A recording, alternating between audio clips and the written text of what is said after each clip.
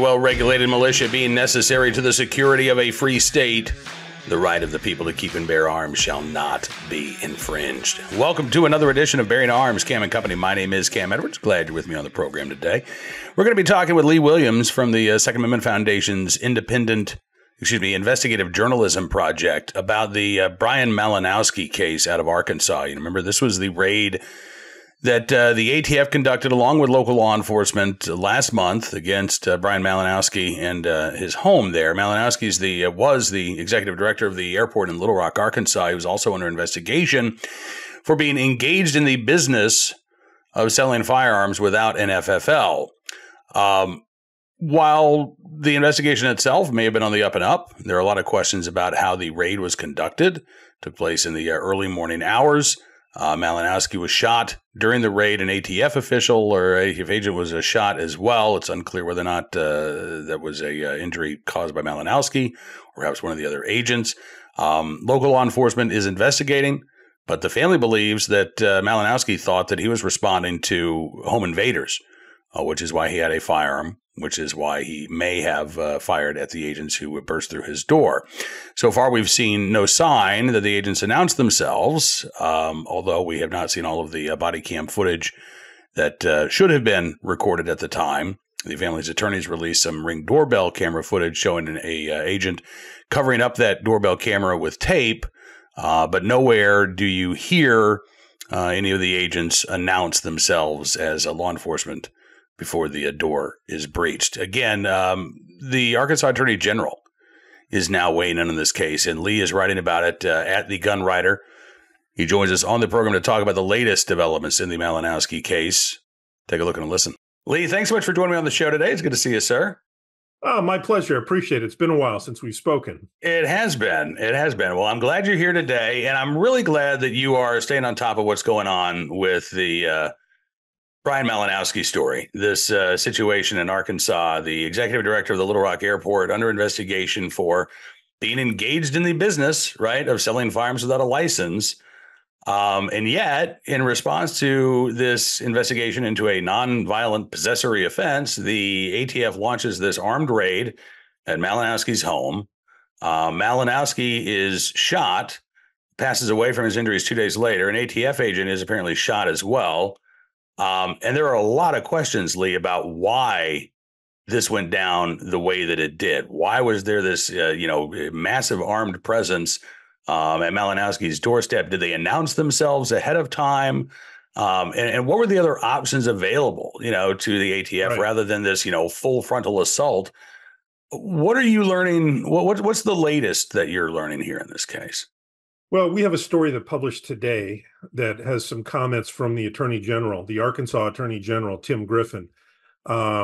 He's kind of seems to be pro-gun, pro-civil rights. He's been endorsed by gun groups when he was in Congress. He can't get his hands on the body cam footage that ATF agents allegedly wore when they went in the house. Now, subsequent to that, I was in contact with his press folks today, and I sent them a bunch of questions. So we're going to hopefully have another interview with him coming soon. I think he is the second state law enforcement official to express some outrage and some intensive interest and want to give the ATF a little bit of scrutiny after the raid they did in Oklahoma. Very similar. They hit it with a SWAT team. Thank God nobody was killed or injured. But I got to tell you, brother, after that one, which was last year, we predicted that if ATF is going to continue sending out their SWAT teams willy-nilly, unsupervised, that someone was going to get killed. And then, 8 months later, Mr. Malinowski is shot to death in his own home. Obviously, everybody that understands what happens knows that he's not going to go out and shoot federal agents. He thought he was protecting himself and his wife from an armed home invasion. Taking a 30,000-foot view from this, this is all attributable to two things, in my humble opinion. One, you've got ATF leadership, and I put leadership in finger quotes. They're obsessed with their SWAT team. They're obsessed with their special operations guys. They're a hammer, and all they see are gun owners as nails. And two, and I think you can attest to this too, ATF has always had a complete disregard for the sanctity of human life. having been in law enforcement, having studied deadly force, having used deadly force, having conducted search warrants, I can tell you, you have to make them as safe as possible for everybody concerned, including the suspect. Okay, Right. there are options that they had here that anybody with any common sense, much less tactical sense, should have used. I mean, they knew where this guy worked. He was the airport director. He was the executive director. They could have gone to his office and said, "Hey, we got a search warrant for your home. Let's go." They could have stopped him on the way to or from work easily, pulled him over, said, "Hey, we got a search warrant. Let's go do it." They could have, if they felt the need to confront him at his home, what I would have done, I would have ringed the house with a perimeter and then done a call out. They Yeah. had a cell number. They had a search warrant for his phone, or use a bullhorn. "Hey, come on out." But simply put, they could have knocked on his door and waited until he answered. And that's Y- probably what should have happened. But, Yeah. they're obsessed with this. And his attorney pointed out what I thought was a pretty trenchant thought. Let's say all these allegations against him were true. Let's say he was convicted of all these allegations, which we'll never know, obviously, because he's not here to answer to these allegations. He wouldn't have seen the inside of a jail or a prison. He would have gotten probation or probably pretrial, some type of pretrial diversion, where this would have come off his record. This is a process crime. Right. And I spoke, it's been a couple of weeks, but I spoke with retired ATF Deputy Assistant Director Pete Frizzelli about this. And, Great guy. and he brought up all of the things that you brought up. Why not? And again, he's got lots of experience in these types of investigations, right? And he said, well, yeah, why wouldn't you just, have a local cop initiate a traffic stop on his way to work, serve him with a warrant, come on, turn around, let's go back. He talked about, the airport being a sterile environment. So you've got, an airport executive, right? He's there in his corner office, not likely to, attack law enforcement officers if a warrant is served there. And as you said, this sort of, call and announce, right? Or surround and announce, where you surround the house, you inform them, hey, we're outside, come on out. We've got a search warrant to search your home. There were, as you say, multiple options that could have been deployed here. And we don't know why the ATF decided, well, no, let's just, bum rush the front door. That's the strategy we're going to deploy. And of course, the ATF's not saying anything about this, right? What gets me is you use a no-knock search warrant has its place, but it's very rare. You no-knock if you're concerned he's going to destroy evidence. If he's suspected of having a couple ounces of coca, which he could flush down the toilet, no knock. But, guns, records, phones, there's no way he could have destroyed any evidence. So, and I see this when federal officials, federal agents try and do real police work, they're always in a big hurry. What's the hurry?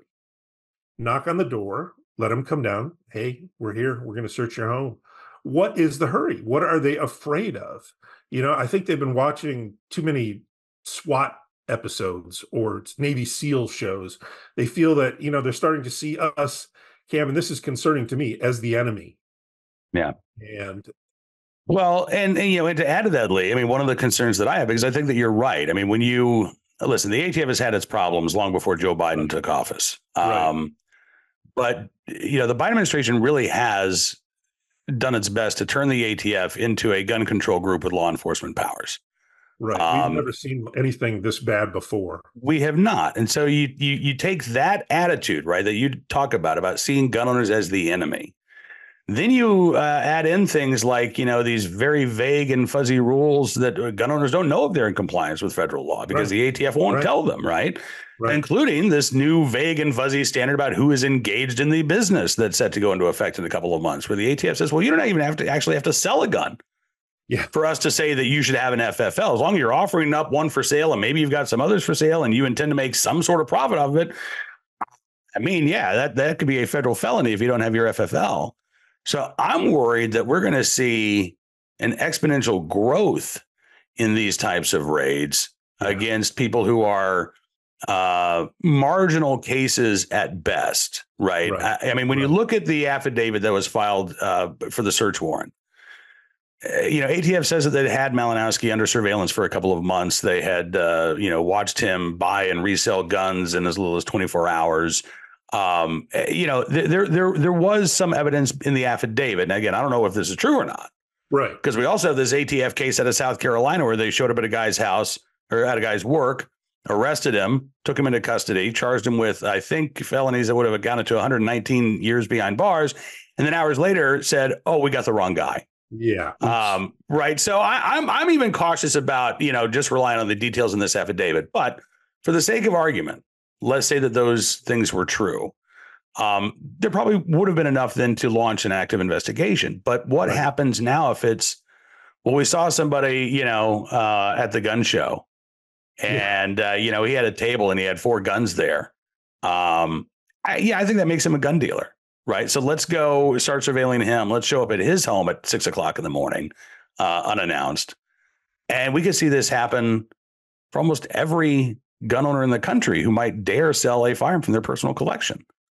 I think you nailed it. And it scares the hell out of me. One of the things I asked the Arkansas Attorney General was if he is going to contact the U.S. Attorney there and ask and request some type of moratorium on these type of raids until the questions, at least in Arkansas, until these type of questions can be worked out. I think our Congress critters would be the perfect people to pressure ATF into maybe having some type of self-instituted moratorium on these type of raids, because they clearly don't know what they're doing. And somebody else, and I hate to be right, somebody else is going to get killed.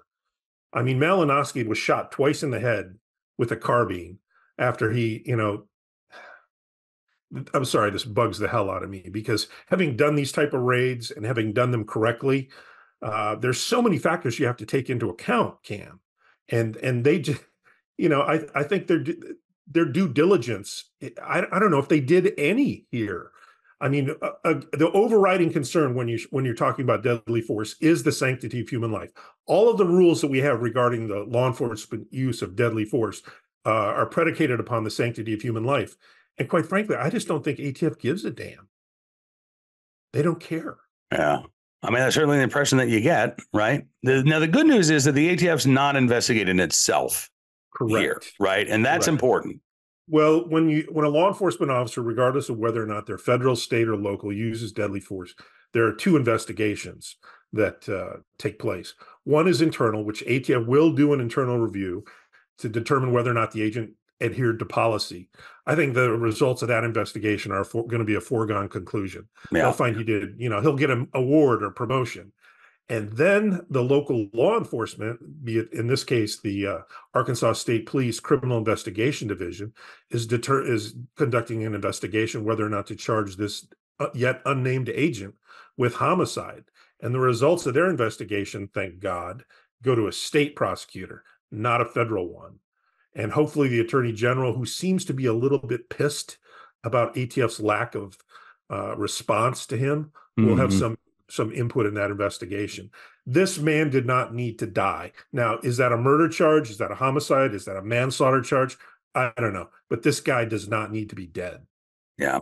Yeah. You mentioned Griffin's not been able to get a hold of the ATF body cam footage. Do you know, has the Arkansas State Police been able to obtain that footage?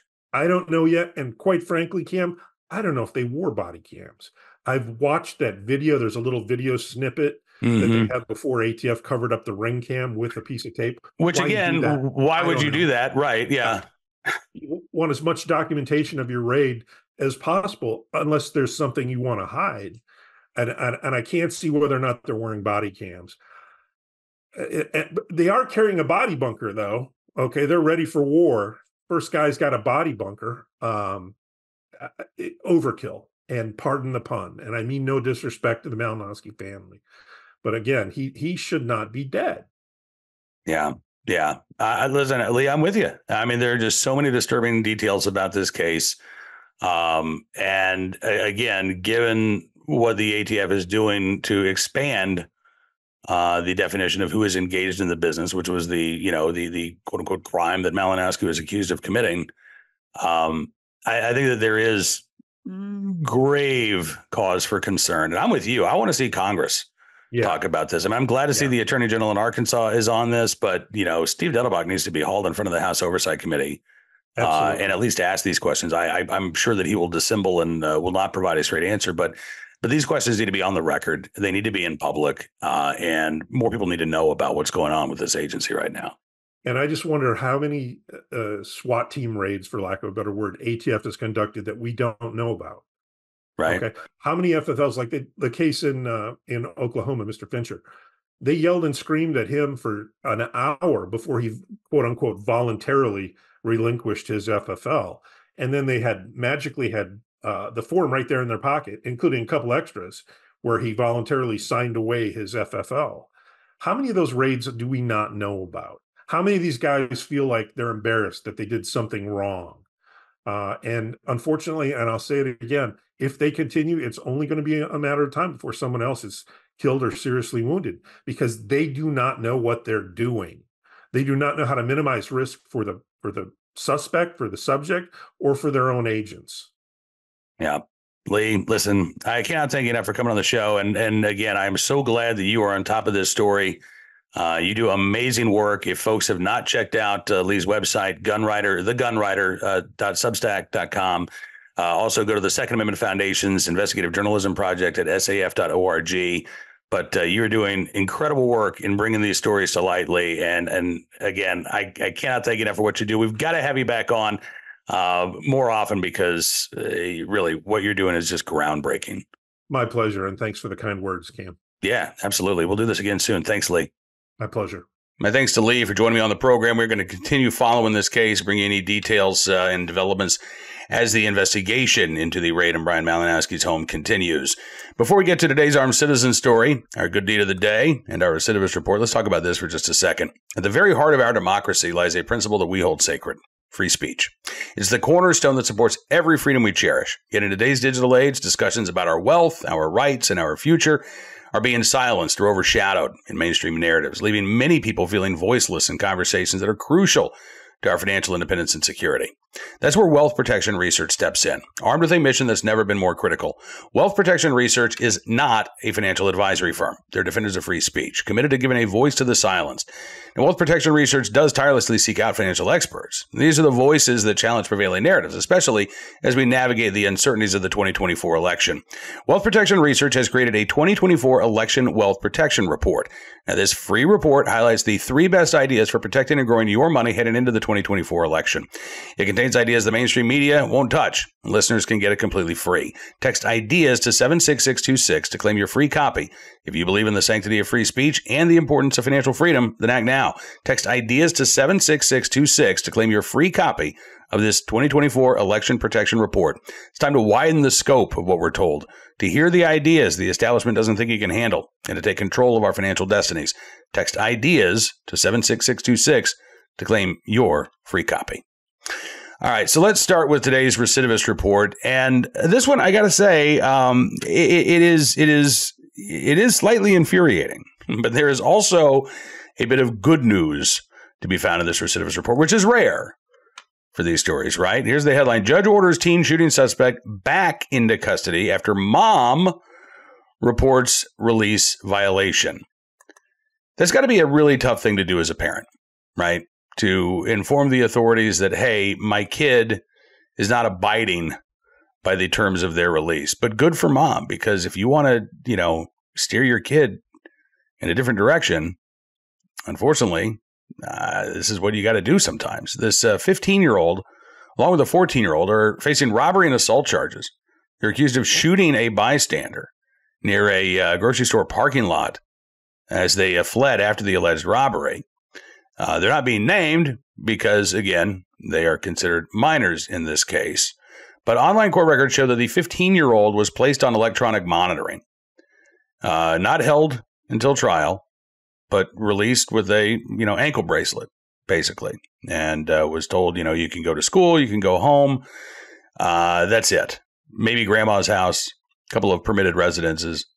But according to teen's mom, he lied about where he was going. He said he was going to grandma's house, and instead he took off and went to his girlfriend's house. The teen's mom explained to the judge, my understanding is that he beelined to his girlfriend's house and then to grandma's house. And I called his probation officer.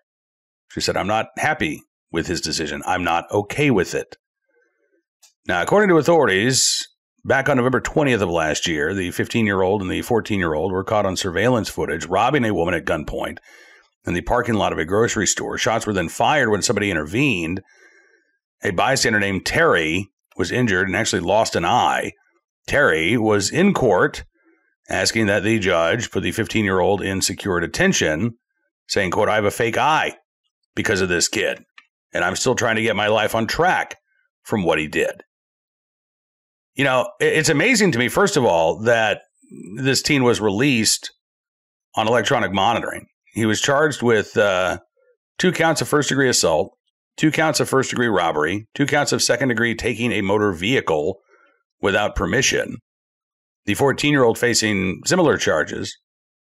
But still, a commissioner in Pierce County, Karen Watson, released the 15-year-old on electronic home monitoring in early March.